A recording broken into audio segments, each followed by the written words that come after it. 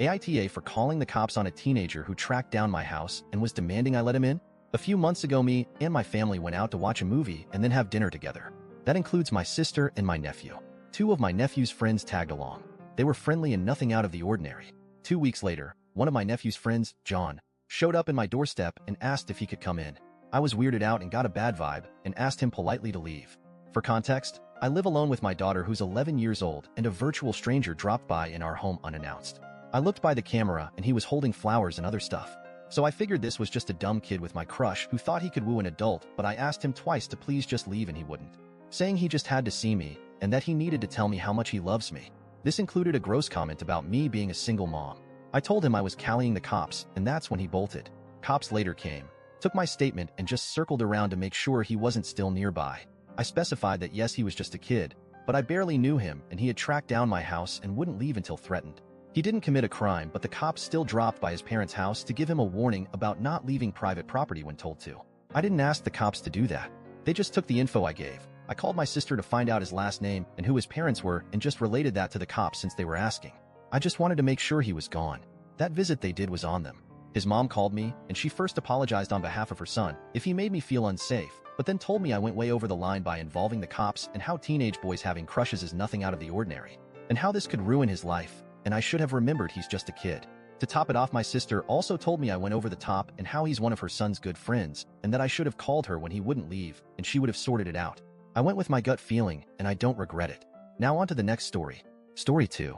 AITA for defending a bride who left her husband at the altar. My husband attended a wedding.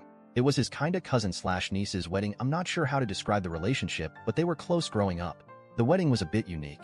There was a brunch before the actual ceremony with bride and groom. Then for an hour the wedding party left to get ready while all the guests were still at brunch. Then the actual ceremony and the real reception was supposed to happen after. I thought everything was normal. At the brunch the couple looked happy and excited, and a little nervous maybe. My husband had told me there had been a little drama leading up to wedding because the groom's family insisted that the groom's ex should attend wedding because they have a good relationship. The ex is an EMT and she apparently saved mother-in-law's life once. The bride didn't want the ex to attend, but she caved in. At the actual ceremony, as you might have guessed from the title, the bride never showed. After a few minutes of awkward silence with the music playing as we waited for the bride's father came, told everyone she left. Groom was crying.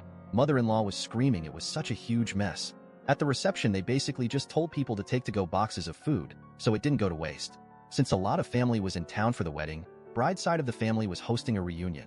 At the reunion, the bride said the reason she left groom at the altar was because at the brunch the ex told her that she slept with the groom and apparently showed the bride a sex tape she made with the groom. Bride was distraught and left because she didn't want to marry a cheater. Groom's side of the family were slandering the bride on every social media platform possible. So the bride's side decided to fire back, and they were publicly accusing the groom of cheating on her, and it was just a big shitstorm. Groom comes to bride's house to try and clear things up. So the groom didn't actually cheat on the bride. The sex tape was from years and years ago. The groom's appearance just hadn't changed that much, so bride believed the ex when she said it was recent. The ex was just trying to break them up. The ex confessed to it too. To my surprise, instead of everyone being angry at the ex, everyone turned on the bride. Her family was pissed at her for wasting money, being gullible, not letting the groom defend himself first. Everyone was yelling at her.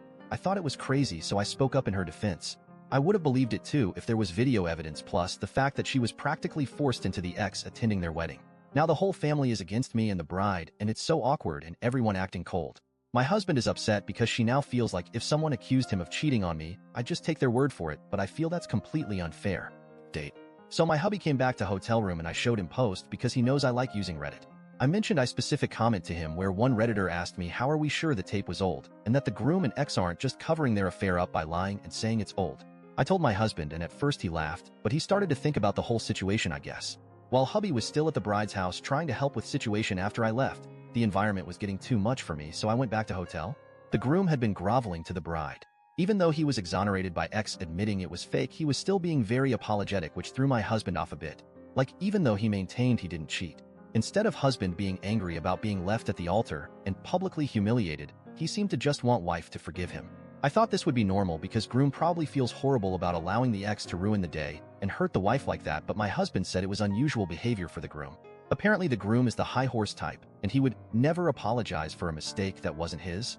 Husband knows the groom better than me, so my husband thinks it's plausible that the groom did cheat by the way he's acting, but he's not going to bring it up because of how high tensions are, and it might just make things worse. I also explained how and why I felt like my husband was being unfair to me by saying he thinks I'd believe anyone who accused him of cheating on me. He apologized and told me he was just stressed out earlier, and he feels like we wasted money in this trip and went seeing our kid for days over this wedding that got blown up over a lie. Bride texted me thanking me for defending her. Most of the slandering social media posts were taken down. The ex posted on social media playing victim. Well, not really, but she's posting like heartbreak stuff and those fucking depressed Bart Simpson memes. At her big age, the groom's mother pulled up the bride's house after I left and was threatening to burn the place down because she was mad the bride humiliated her son over a lie because it was such a huge wedding he had many co-workers and stuff there. I feel like I'm missing something, but I'm tired and it's been a long-ass day.